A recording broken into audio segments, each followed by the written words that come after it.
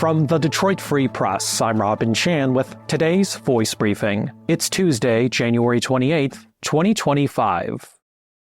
Hi, I'm Arpan Lobo. I cover politics and state government for the Detroit Free Press. Democrat Agogo Adevave announced Monday he will run for Michigan's Secretary of State when it's on the ballot in November 2026. Adevave is currently Michigan Deputy Secretary of State, and he's the first major party candidate to launch a bid for Secretary of State next year. It's one of several statewide offices that will be on the ballot. In an interview with the Detroit Free Press, Adevave said he decided to run for the role because he believes democracy is under threat. He pointed to President Donald Trump's recent re-election, despite having denied the outcome of the 2020 election, as an example. Adevave, in his current role, helped lead policy implementation at the Department of State. He was named to the position in 2023. He's a native of Detroit, and before joining the department, was the Michigan State Director of voting rights group All Voting is Local. Current Secretary of State Jocelyn Benson cannot run for the position again due to term limits. Instead, Benson has launched a bid for Michigan's governor, entering the Democratic primary ahead of next year. Along with Secretary of State and governor, Michigan voters will also get to decide on Attorney General, the state legislature, a U.S. Senate seat, and a pair of Supreme Court seats. Candidates for Secretary of State don't have to go through the traditional primary process to get on the ballot. Instead, Democrat and Republican delegates will choose their party's nominees at their state conventions next year.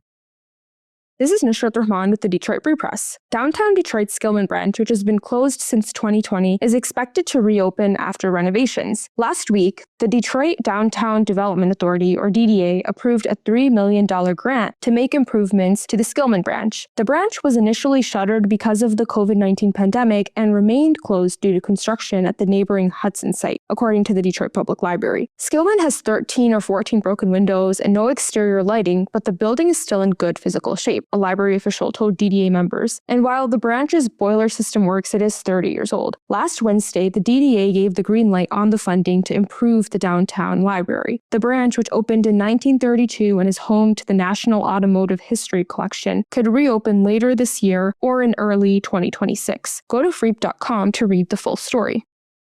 From the Detroit Free Press, I'm Tigers beat writer Evan Petzold. Detroit Tigers starting pitcher Tarik Skubal accepted the 2024 American League Cy Young Award on Saturday at the Baseball Writers Association of America Awards dinner in New York. He received all 30 first-place votes from the baseball writers to win the award unanimously. In the 2024 season, Skubal had an 18-4 record with a 2.39 ERA, 35 walks, and 28 strikeouts across 192 innings in 31 starts. He also made 3 starts in the postseason. Along with accepting the AL Cy Young Award, Skubal shared a speech at Saturday's awards dinner. The speech highlighted his baseball journey, support from his wife, Jessica, support from several Tigers employees, including pitching coach Chris Fetter, support from his agent, Scott Boras, and support from his offseason trainers. He also gave a special shout-out to catcher Jake Rogers, who caught all 34 of his starts. For more about Skubal's speech and the latest news on the Detroit Tigers, visit freep.com/sports. You can also hear more about the Tigers by checking out our weekly podcast, Days of Roar, co-hosted by me, Evan Petzold, available wherever you listen to podcasts.